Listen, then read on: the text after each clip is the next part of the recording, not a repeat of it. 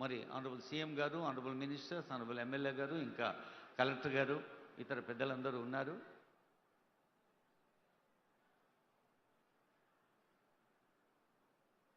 కొత్త కోట ఒక అభివృద్ధికి పూలబాట వేయాలి అంటే తొలుత కావాల్సింది విద్య.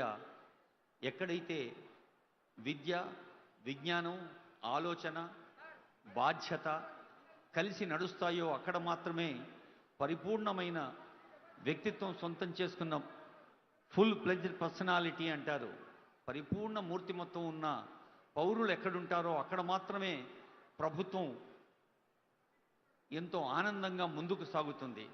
గౌరవనీయులైన ముఖ్యమంత్రి గారు తరగతి గదిలో విద్యార్థుల్ని అభినందించి ఆశీర్వదించి వేదికపైకి వస్తారు.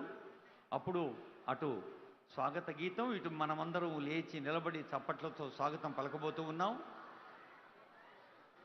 ఈరోజు కొత్త కోట నవ వికసిత పూల తోటగా విద్యా విజ్ఞానాలు, అదిగో విద్యార్థులు వాళ్ళంతా మన దోస్తులే కదా, గ్రూప్ ఫోటో దిగుతున్నారు సార్ తోటి.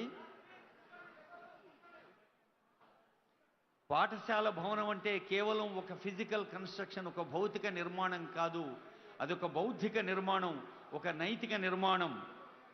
భావి తరాలపై ప్రజాప్రభుత్వానికి ఉన్న విశ్వాసం విద్య ద్వారానే అసలైన అభివృద్ధి సాధ్యమని ప్రతి సందర్భంలోనూ చెప్పే ఆనరబుల్ సీఎం గారు విద్యను